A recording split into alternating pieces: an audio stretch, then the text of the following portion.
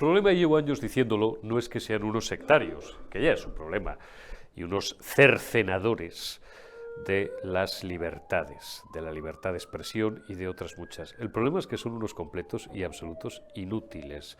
Si se cogen el diario El Mundo de hoy, para quien nos lea en tiempo real, hoy martes 30 de enero, pueden consultar una información, a mi entender, certera y tremendamente interesante de Alejandra Olcese, que cita a su vez un informe de Llorente y Cuenca, según el cual del primer paquetón, valga el palabra, primer paquetón, Yolanda y Teresa Rivera y María Jesús Montero, de fondos europeos, esos 70.320 o 320 y tantos millones, de los que iban a fondo perdido, ya sabéis, pues se han comprometido un 94% a cierre del ejercicio de 2023, del último ejercicio completo. Se han comprometido, digo, se sabe a lo que los van a dedicar, pero se han ejecutado solo un 46%. ¿Os acordáis que hace unas semanas nos revelaba John de Zulueta, que luego salió al día siguiente en todos los periódicos y en todos los medios, pero él nos lo dio en primicia, que 20.000 millones se los iban a encalomar al Banco Europeo de Inversiones, al que se acaba de ir Nadia, por cierto, hizo uniendo los puntos, para que fueran ellos directamente los que nos los movieran.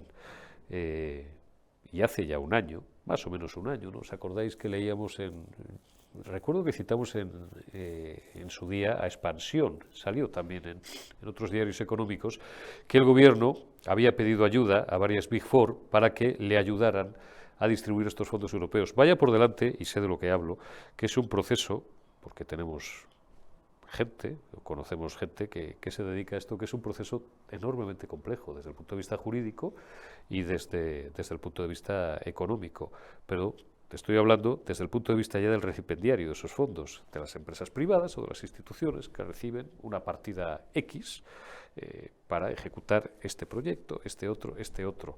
Jurídicamente es endiablado, porque en Bruselas te pueden devolver un papel simplemente porque les falta un sello, como la póliza de hace décadas, ¿no? o de hace un siglo y pico, del gran Mariano José de Larra. Vuelvo esta mañana que le falta una póliza. Bueno, pues esto sigue siendo igual un siglo y medio después, porque hay que justificar todo ese aparataje elefantiásico que tienen en Bruselas.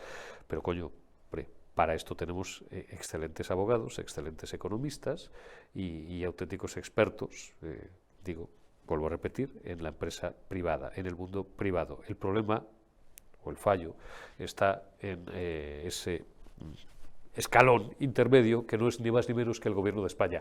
El gobierno de España, como siempre, siguiendo su política mezquina, cobarde y de auténticos inútiles, que es lo que son, vuelvo a repetir, le echa la culpa a las comunidades autónomas. Pero si es que hay muchas comunidades autónomas que no han visto ni un pavo todavía. ¿Pero de qué vais? Montero, Yolanda, Teresa Rivera, ¿de qué vais? Grandes empresarios, el 90 y tantos por ciento, este dato creo recordar que también nos lo daba Zulueta hace algunas semanas, de grandes empresarios del IBEX que no han visto ni un pavo todavía, que no han visto ni un euro, que piensan que los fondos europeos no existen, que son los padres, joder. Vuelvo a repetir, el problema no es que seáis unos sectarios, el problema es que sois unos, inútiles, parece un insulto, que no lo es, digo inútiles, poco útiles, poco capacitados, poco profesionales para una labor de tal precisión jurídica y contable, cual es la de, hasta la de gastarse 70 y 70, unos 140 y tantos mil millones de euros, pues hasta para gastarse ese dinero, coño, hay que tener algo más que unos rudimentos técnicos, hay que ser pues un especialista en la materia, hasta para eso. Dice el bueno Daniel Lacalle, con el que os voy a dejar a continuación, con fino humor, y en el fondo creo que tiene razón, que casi es mejor que no se los hayan podido gastar. Porque claro, conociendo de la pasta de la que están hechos estos maguanes, pues podían haber generado, si se lo hubieran gastado ya todo, si lo hubieran adjudicado todo, cualquier desaguisado.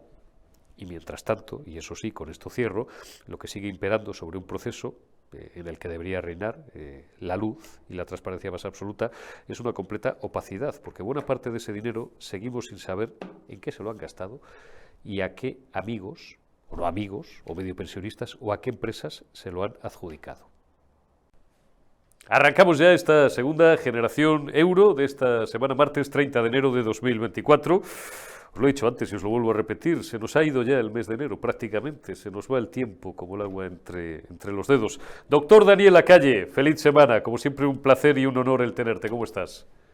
¿Cómo estás? Muy bien, muy bien. Un gusto estar contigo siempre. Un gusto charlar con el doctor Daniel Lacalle, el mejor economista de España. Oye, me vas a permitir que comencemos con una pequeña referencia personal, porque como al personaje le tengo una simpatía perfectamente descriptible, es decir, una manifiesta antipatía política. Esto no es personal, de verdad que hay algunos que se lo toman como si fuera algo personal. Yo no, pero le tengo una manifiesta antipatía política, básicamente porque prefiero, te lo decía antes fuera de cámara y te lo vuelvo, lo compartía contigo y ahora lo comparto con nuestros espectadores, prefiero un malo que a un tonto, ¿no? Y yo creo que este es más de los segundos. Uno de los 121 numeritos que va esta tarde a apretar lo que le diga no Pachi López, que es el portador, sino lo que les ordene su señorito en Moncloa, pues volvía a meterse este fin de semana un tío que ni es economista, ni es abogado, ni es periodista, ni es politólogo, ni es nada en la vida, lleva 40 años o 30 años chupando de la piragua y viviendo y muy bien de la política, un tal Pepe Zaragoza, que es diputado del PSOE, se metía con Daniel Lacalle y lo hacía en su red social de X, antes Twitter. Ponme el pantallazo del tal Pepe Zaragoza, Omar, cuando puedas. Eh, venía, además, descontextualizando, por supuesto, porque Daniel ha explicado 50.000 veces el contexto en el que hizo aquellas declaraciones, recuperaba un pantallazo del año que no hizo aire, acerca de unas declaraciones de Daniel Lacalle, hablando de la proyección del mercado de empleo. Daniel Lacalle, a este paso el paro llegará al 35% y tal. Bueno, dice aquí el figura, se llama Daniel Lacalle, es del PP, dice que sabe de economía. Hombre, más que tú, pero vamos, de aquí a Pekín. Odia a los socialistas. Bueno, ya somos dos y creo que somos millones en este país. No es que sea odio, vuelvo a repetir, no es personal, es que no nos gusta la gente que pacta con criminales, con terroristas, con golpistas, incluso hasta con genocidas, ¿no? A lo que estamos viendo estos días, que habrá que demostrarlo, pero conociéndoles, pues algo habrá. Pelotea a Feijóo. Insulta por rencor, insulta por rencor. Esta verde dijo la zorra, con perdón, Pepe, no te consideres insultado. Es un refrán español, por si no has leído. Daniel Lacalle, por supuesto, le contestaba. Ponme el pantallazo cuando puedas, Omar, de Daniel, donde contestaba a esta perla. Decía Daniel con toda la ironía del mundo, se llama José Zaragoza, no trabaja ni por casualidad, no tiene ni idea de lo que habla, eso es evidente. Pelotea a su señor, al señorito Sánchez, al amigo de terroristas y de golpistas, que para eso vive de nuestros impuestos, lleva toda la vida viviendo. Dice que sabe de no sé qué, desde luego de economía no, y de derecho tampoco. Insulta por oficio a los que le pagamos el sueldo, y lo único que hace es expoliar a los contribuyentes y maquillar datos con la mayor tasa de paro de la OCDE, y la tercera por recuperación de la Unión Europea disparando deuda e impuestos. Daniel, si te vuelvo a repetir, casi preferimos a los malos que a los tontos, ¿no? Bueno, sobre todo lo que preferimos es que un señor que se dedica simplemente a decir lo que le dicen de arriba Ah, en cada momento, aunque sea lo contrario de lo anterior, por lo menos que se calle. ¿No? Por una sencilla razón, porque este mismo señor decía que los socialistas tenían unas líneas rojas muy claras y que esto de hablar de la amnistía no tenía ningún sentido. sí. Porque este mismo señor decía ha dicho unas veces que los fijos discontinuos son precariedad institucionalizada y ahora dice que los fijos discontinuos son lo mejor después de la creación del pan de molde. Pero es que en el tuit ese que puso, todo lo que dice es mentira, menos que me llamo Daniel Lacalle. O sea, yo no soy del PP, nunca jamás he sido militante.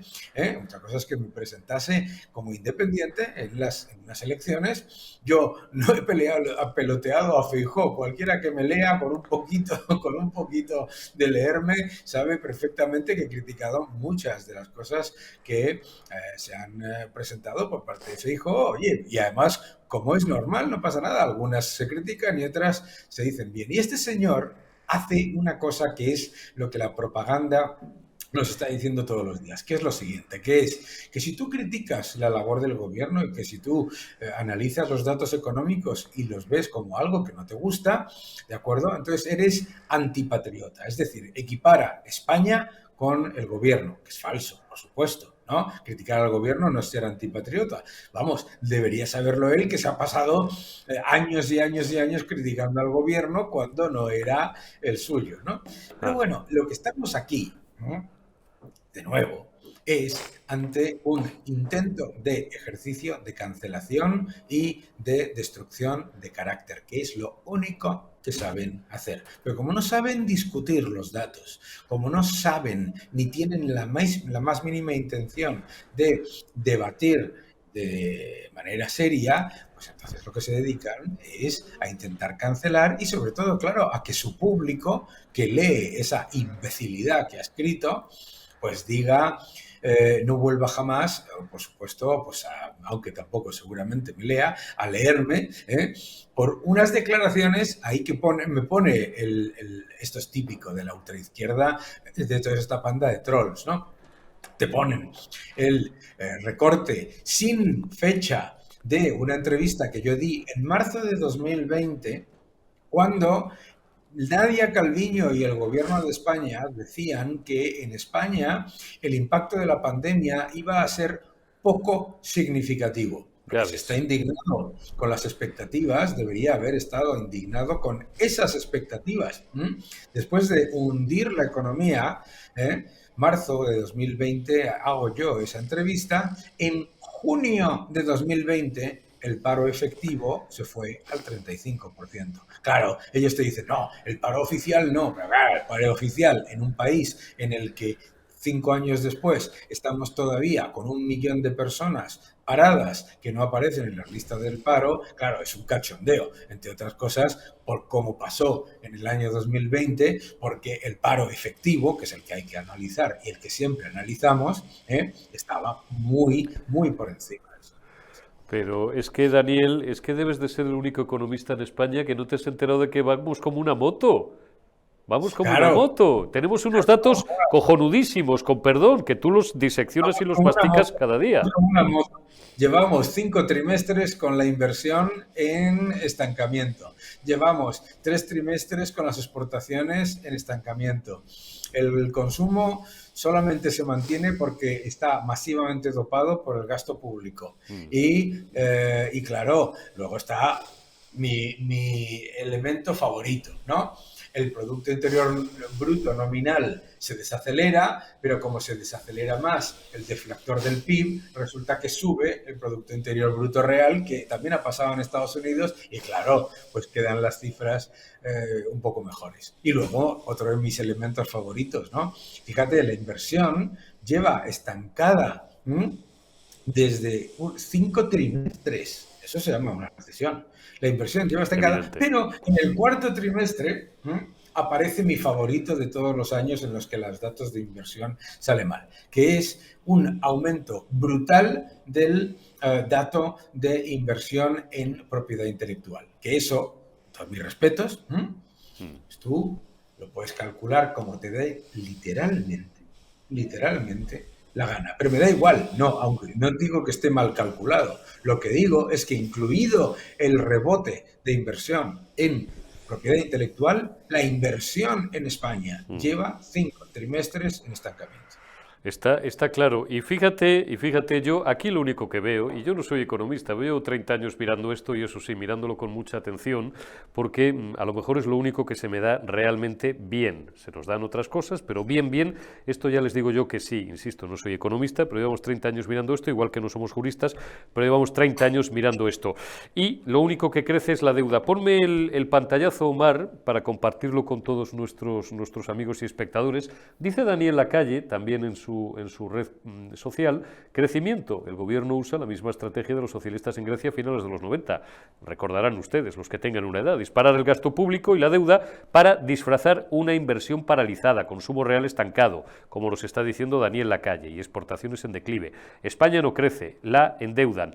Y, bueno, ponme los dos gráficos, no se aprecian muy bien, pero ahora nos los va a comentar y nos los va a desbrozar Daniel. Bueno, pues ahí tenéis el agregado del Producto Interior Bruto, donde, bueno, pues si os vais a la cuenta de X, antes Twitter, de Daniel Lacalle, podéis verlo con más atención para ver, bueno, pues exactamente cómo evoluciona la inversión y las series de resultados detallados, productividad, costes laborales y otras variables. Daniel. Bueno, es que mira, el dato es espectacular. O sea, entre el año 2019 y el año 2023, esto que llaman crecimiento, ¿de acuerdo? Por cada unidad de crecimiento del Producto Interior Bruto, el gobierno ha aumentado la deuda pública en 6 unidades, ¿vale? Claro. Que estas cosas aquí te las cuentan como si esto fuese la panacea. Y claro que lo digo, claro que digo que están haciendo exactamente lo mismo que hicieron los socialistas en Grecia, porque están haciendo lo mismo que los socialistas en Grecia. Disparar el empleo público, disparar la deuda tirando de gasto público y esperar que aguantando la respiración y mirando para otro lado no pase nada, pero claro que están haciendo lo mismo. Y claro, mientras la Unión Europea nos mantenga en la línea de flotación y el Banco Central Europeo nos mantenga en línea de flotación, la gente, como cuando tienes una tarjeta de crédito y no te llama el banco diciendo que tienes que pagar, ¿sabes? La gente se cree que el aumento masivo de que multiplicar por 4 la deuda de la Seguridad Social, que aumentar la deuda a 1,57 billones, casi 2 billones de pasivos totales de las administraciones públicas, más de un 100 y pico % del Producto Interior Bruto nominal, que eso no pasa nada, porque eso es lo que se está repitiendo todos los días. Lo que se está repitiendo todos los días es, no, usted mire el activo, ¿no? Pero no se fije en el pasivo. Aquí no importa para nada la deuda. Aquí lo que importa es que el gobierno le ha subido las pensiones. No, el gobierno no le ha subido las pensiones. El gobierno le ha endeudado las pensiones a los pensionistas que nos están viendo, a sus hijos y a sus nietos. Traduciendo, sí, perdón. Sí. No. Digo que traduciéndoselo al respetable, al Román Paladino, ustedes piensen, imagínense, yo me levanto todas las mañanas y para venir a Periodista Digital, a grabar todas las entrevistas que hacemos al día, o Alfonso, o Rebeca, o Josué, tal, si para venir aquí a ganar €1, digo, por cada euro que venimos a ganar a Periodista Digital, tenemos que gastar 6, en transporte, sí, porque nos quedamos a comer por aquí y hasta la noche nos volvemos a casa, porque nos apetece tomar a media tarde una Coca-Cola, porque de repente nos damos una vuelta, porque tenemos un rato y pues gastamos sin tener necesidad un poco de dinero en ropa porque estamos aburridos media hora y tal. Es decir, si nos gastamos 6 euros cada día por cada euro que ganamos, nos estamos haciendo un pan con unas tortas. Vamos, esto claro, me parece a mí, ¿no? Eso es lo que le repiten constantemente a la gente, que no pasa absolutamente nada porque la deuda pública no se paga. ¿Cómo que no se paga? Claro que se paga. Y además se paga todos los días. Y este año la factura por intereses de deuda va a ser superior a algunas de las partidas más importantes del presupuesto. Y aquí no pasa absolutamente nada porque se genera un sistema de incentivos perversos, claro. Se genera un sistema de incentivos perversos. El pensionista que no tiene por qué informarse, porque no es por maldad, obviamente, el pensionista al que le dicen que le han subido la pensión, se enfada.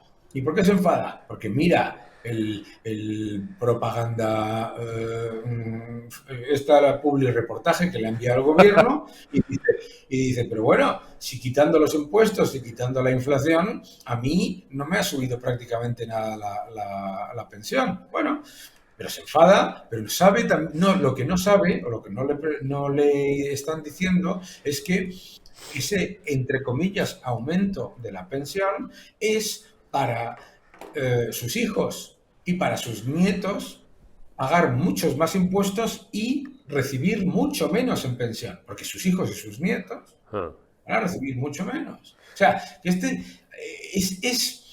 y claro, eso no es culpa de los pensionistas. Es culpa de unos gobiernos que se sientan siempre y te cuentan el cuento. No sé si lo sabes, pero España es el único país de la Unión Europea en el que el gobierno te dice que te han subido la pensión ellos. En todos los países de la Unión Europea, claro, en todos los países de la Unión Europea se sabe que el sistema, si tiene cajas y tal y que cual, si aumentan las pensiones es porque hay espacio, claro. Si no, o sea, es completamente independiente del gobierno. España es el único país en el que aparece una panda de desorientados y te dicen que son ellos los que te suben las pensiones. ¡Qué mentira! Pero es que es mentira, además. Y claro, cuando entre comillas suben la pensión con mucha más deuda, lo que están haciendo literalmente es darle una patada A la lata. entre las piernas a sus hijos y a sus nietos. Esta, Claro. Luego esta, dicen, ¿por qué tenemos el paro juvenil más alto de toda la OCDE y de toda la Unión Europea? Hay que ver, es culpa de los empresarios. No, es que como sale hoy en los datos del Producto Interior Bruto, se ha disparado el coste laboral mientras la productividad ha bajado. Entonces, eso te están diciendo, pero eso lo que es alucinante es que los economistas cercanos al gobierno o lo que sea, esta gente ve esos datos cuando llevamos diciendo años y años y años el problema de la productividad y cuando vimos en el año 2006 al 2007 cómo aumentando los costes laborales y bajando la productividad detrás venía un problema grande, ahora se callan. Está claro, y ya, como decía el llorado Pepe Onet, uno de mis maestros, ya si me comparo, ya ni te cuento, si nos comparamos, Claro, bueno, habrá que preguntarle a Pepe Zaragoza, que sobre todo es experto en econometría, ¿no? Por tanto, claro. supongo que habrá comparado modelos económicos de países y de entornos muy diferentes, a ver qué le parecemos con respecto a, pues no sé, Hombre, a países, en fin, claro. claro. Mira, el otro día dijo el ministro de Economía que España creaba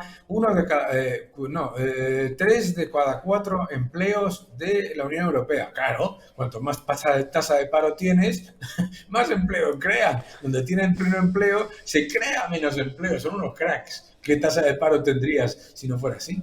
Está claro. Oye, termino una muy rápida, pero que te va a gustar. Mira, tengo delante un informe de Llorente y Cuenca, que lo publica hoy entre otras Alejandra Olcés en El Mundo, que dice, 1 de cada 5 euros de los fondos europeos se queda sin adjudicar por falta de candidatos.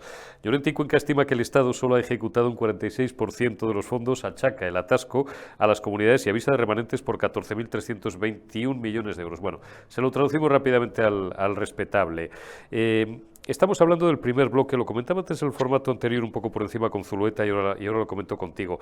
El primer bloque de ayudas, las que van a fondo perdida, que eran 70.316 millones de dotación inicial, a fondo perdido vuelvo a repetir, antes de que cerrara 2023, bueno, pues hay un 94% comprometido, que se dice técnicamente, se sabe a qué se va a destinar, pero la ejecución real, resolución de convocatorias, licitaciones, etcétera, asciende solo al 46%, Daniel, lo cual me reafirma en mi fe y en mi dogma, uno de mis dogmas favoritos desde hace años, y es que el mayor problema de esta gente no es que sean unos sectarios, que lo es, sino que además son unos completos inútiles.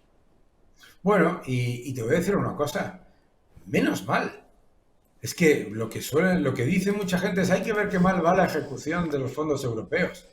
Menos mal, porque tú te puedes imaginar si se hubiesen ejecutado todos esos fondos como el gobierno los quería ejecutar, el nivel de destrozo que se habría hecho en esa ejecución y el desastre en cuanto en cuanto a los tipos de inversiones que se hacían. O sea que efectivamente, primero, demuestra todo lo que tú acabas de decir. Pero yo muchas veces le digo a la gente que a veces esa incompetencia nos ahorra a nosotros muchos problemas. O sea que, menos mal. Lo que decía el maestro Luca de Tena, Dios escribe derecho, aun con renglones torcidos. Doctor Daniel Lacalle, te envío un abrazo, cuídate mucho y hasta dentro de unos días. Un Gracias fuerte por estar abrazo. con nosotros en Generación Euro. Un abrazo. Continuamos en Generación Euro. Despedimos ya al doctor Daniel Lacalle y saludamos a mi querida amiga Carmen Obregón, analista económica en The Objective. Carmen, ¿cómo estás? Feliz martes. ¿Qué tal? Feliz martes. Un martes complicado, ¿eh? Mucho, Martes complicado, ya veremos cómo mucho. acaba la noche, qué Bueno, pasa en el Congreso de los Diputados, si se apuñalan, que es muy interesante, por desgracia, es muy triste, pero bueno, informativamente es verdad, es interesante. bueno, iba a terminar con esto contigo, pero lo vamos a hacer al revés. Vamos a empezar, puesto que hemos arrancado por aquí. Te supongo feliz, satisfecha y orgullosa de formar parte, como todos nosotros, del lado correcto, es decir, de la fachosfera. y no de la sanchosfera. He hecho un editorial en el formato anterior de La Retaguardia, recordándole desde mi humilde posición, yo que no soy nadie, al todopoderoso presidente del gobierno de España, que está muy seguro, porque lo sigue siendo, pero le queda un día menos para dejar de serlo, como a todo el mundo, que si ser de la fachosfera es estar con la libertad y con la ley, pues yo prefiero ser de la fachosfera antes que estar con los criminales, con los terroristas y con los traidores, por lo que estamos viendo en los últimos días. Vamos a ver esto de Putin qué juego nos da, Carmen. Pues fíjate que bueno, me parece tremendo, empezando por ahí, que un presidente del gobierno utilice esos términos siendo el representante principal de la principal institución, salvo la monarquía, gracias a Dios, salvada de la fachosfera, del fachosfero del presidente, que se atreva a hablar así y bueno, pues en el fondo es que es como que medio país, bueno, mucho más de medio país, está en contra tuya, tú estás en contra de medio país, pero, perdón, señor presidente, usted es presidente del gobierno de todos los españoles, los que le han votado y los que no le han votado. Luego, hablar en esos términos es ridículo, infantil y enfermizo. La verdad que problemático. Yo no sé si estoy en la fachosfera, yo sé dónde está él y yo no estoy donde está él. Y espero que hoy se dé cuenta que la fachosfera la tiene los que va a apañarse y va a hacer ese apañusco de la amnistía. Eso es una fachosfera.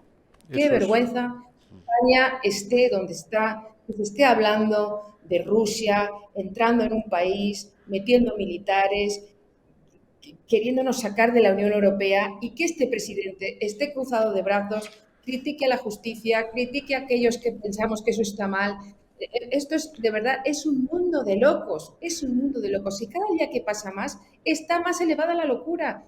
Es que yo no sé, por eso entiendo que en algún momento las costuras se van a romper, porque es que esto es insoportable, es insoportable. Un presidente que insulta a los españoles y que está pactando con lo peor y la morralla de España. En fin, yo creo que la fachosfera, pero sí. El fachosfero es él, ¿eh? El fachosfero es él.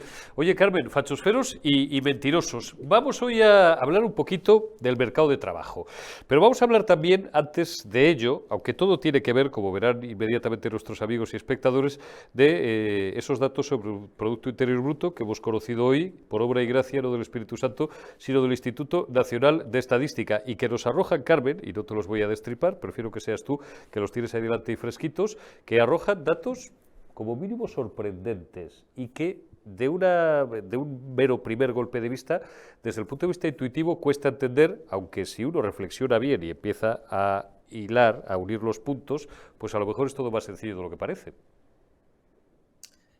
Bueno, ayer les estaba hablando yo con Santiago Sánchez López, que es uno de tus grandes colaboradores. Sí.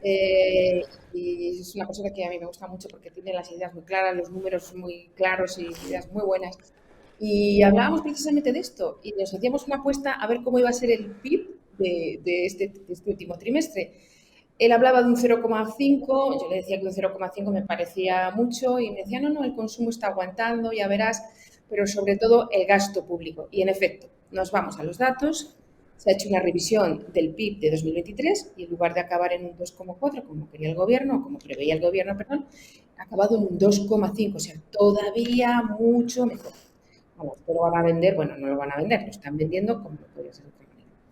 ¿Qué pasa? ¿Dónde está el tema? El truco está en que en el último trimestre el PIB ha crecido un 0,6, ¿no? Un 0,4, ni un 0,5, un 0,6. Oye, esos pequeños porcentajes que hacen que al final el PIB de año suba a un 2,5. Pues como tú bien dices, sí, cuando le pasas la mopa a los datos se ven una serie de cosas. Y se ve, por ejemplo, que el gasto público ha sido, una vez más, esencial en esta subida del PIB. El consumo de los hogares se ha mantenido, pero tampoco ha sido una cosa. Que hay servicios que no funcionan. Pero sobre todo, y lo más importante, que la productividad ha caído y que aun subiendo el número de horas trabajadas, eso es lo que parece increíble, la productividad sigue cayendo de una manera impresionante.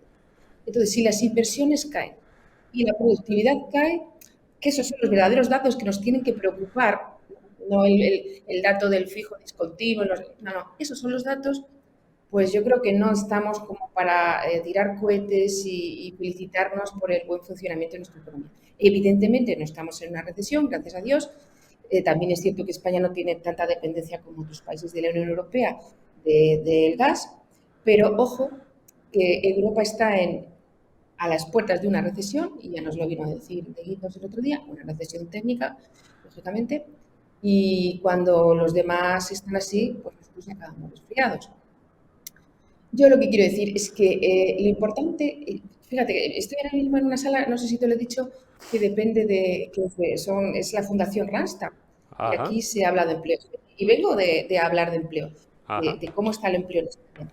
Y la conclusión a la que he llegado es que hay un verdadero desajuste entre las necesidades que tienen las empresas y la formación que reciben nuestros estudiantes y la formación de estudiantes que están terminando la carrera, que a lo mejor están estudiando una carrera que no es lo que verdaderamente corresponde a las necesidades de un país.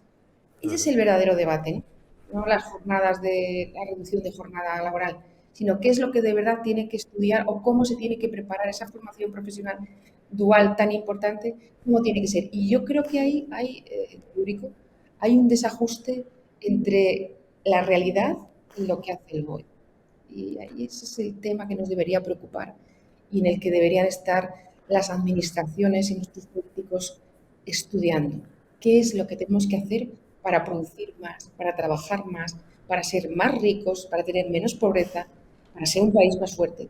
Yo creo que en eso sí que estamos suspensos. Estamos suspensos, pero y con esto te despido, Carmen, no te robo más tiempo porque vas a seguir ahí trabajando durante unas cuantas horas, porque aquí algunos Sánchez trabajamos, no como la playa de los centenares de mangantes que tienes ahí alrededor y de manguares por hacerte papeles que luego ni te lees, ¿no? Yo, fíjate que casi como en la Divina Comedia he abandonado toda esperanza porque he llegado a la conclusión hace tiempo de que estos gobiernos de izquierda y de ultraizquierda lo que nos quieren es esclavos y subsidiados. ¿Cómo vamos a crear riqueza? ¿Cómo vamos a ser productivos y aspirar a mejorar nuestra situación? De paso, la situación general, porque cuanto más ganemos, en teoría, más detraen de nuestro salario para la caja común y para gastárselo ellos, porque si solo fuera para sanidad y educación, y a ellos lo que les conviene, insisto, es tenernos subsidiados y tenernos esclavos, vivir de un salario público, vivir de una pensión, vivir de una paguita o vivir de una subvención. Sí, esa es una de las claves que están en el debate del empleo, efectivamente. Ese subsidio de desempleo que se tuvo que salir del Congreso porque Podemos se lo tumbó a última hora a la ministra de Trabajo, Yolanda Díaz, ¿no? Ese subsidio que yo me temo muy mucho que como va a tener que depender otra vez del voto de Podemos, va a ser aún peor lo que salga todavía de ese acuerdo que lo que se había hecho al principio.